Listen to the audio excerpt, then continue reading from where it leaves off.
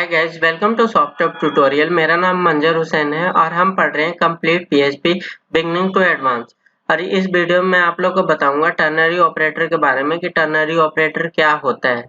तो स्टार्ट करते हैं गाइस। स्टार्ट करने से पहले आप लोग को बताना चाहूंगा कि जो लोग मेरे चैनल पे नए हैं उनसे रिक्वेस्ट है कि मेरे चैनल को सब्सक्राइब करें और बेल आइकन को प्रेस करें ताकि मेरे आने वाली वीडियो का नोटिफिकेशन आप तक मिलती रहे।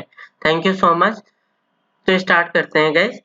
तो यहाँ पे देखें, पहला क्वेश्चन होता है कि टर्नरी ऑपरेटर क्या होता है। तो टर्नरी ऑपरेटर यहाँ पे मैंने मेंशन किया हुआ, the ternary operator is a conditional operator.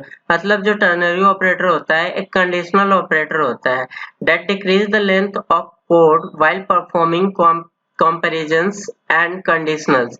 This method is alternative of for if using if else। मतलब जो हम गाइज if else यूज करते थे उसमें हम लोग को इससे भी हम लोग कोड सॉर्ट कर सकते हैं। तो जो if else हम कंडीशनल स्टेटमेंट यूज करते हैं उसी को यूज if else यूज करते हुए हम लोग कोड को सॉर्ट कर सकते हैं और ये if else का अल्टरनेटिव है। फॉर एग्जाम्पल मैं यहाँ पे पहले if else यूज करके दिखा देता हूँ, फिर आपको दिखाऊंगा टर्नरी ऑपरेटर से हम लोग वही कोड सॉर्ट कैसे करते हैं। तो लेट्स से मैं एक वेरिएबल डिक्लेयर करता हूँ जिसमें मैं वैल्यू असाइन करता हूँ 10 और मैं चेक करता हूँ कि if num इक्वल टू 10 अगर ये कंडीशन ट्रू होता है तो मैं यहाँ पे मैसेज दे देता हूँ number $num is match। Else अगर ये कंडीशन ट्रू नहीं होता है तो मैं मैसेज यहाँ पे दे देता हूँ number $num is not match।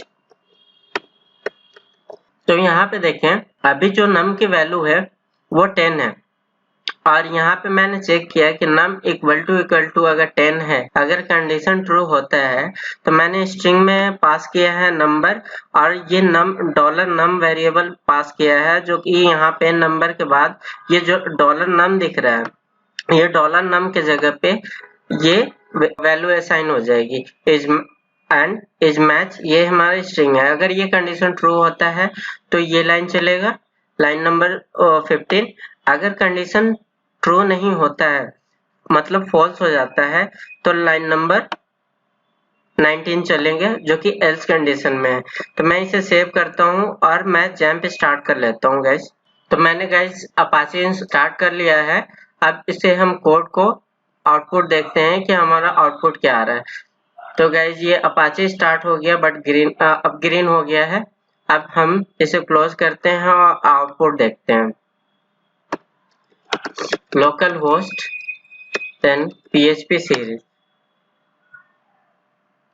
तो अभी यहाँ पे देखें जो आउटपुट आ रहा है नंबर 10 इज मैच, मतलब ये जो नंबर है ये मैच हो गया है।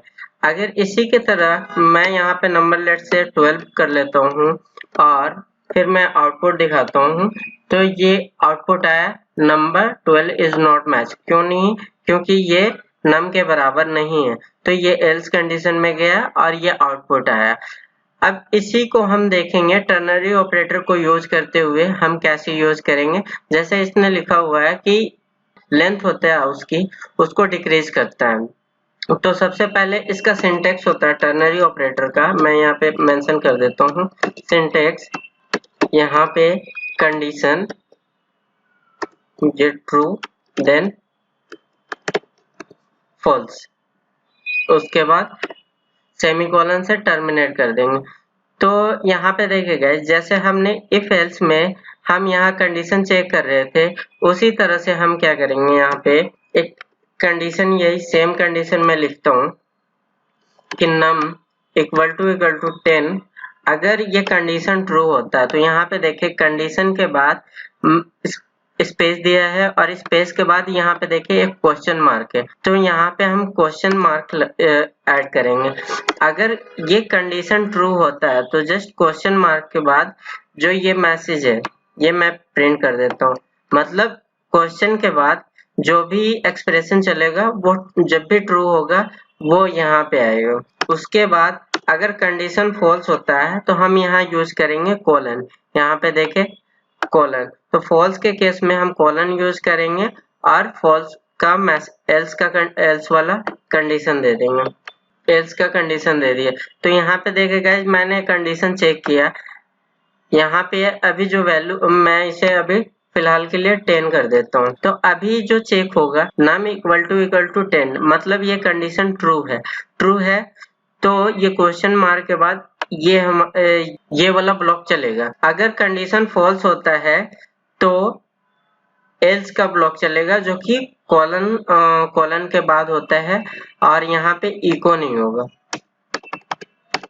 और मैं इसे इको करके दिखा देता हूँ। अभी जो रिजल्ट आएगा वो सेम आएगा, ठीक है। और मैं इसे अभी के लिए इसे कमेंट कर देता हूँ। कमेंट किया और अभी देखें जो नम में वैल्यू असाइन किया है वो 10 है। अब यहाँ पे चेक हुआ कि नम इक्वल टू 10, ये कंडीशन अभी हमारा कंडीशन ट्रू हो गया।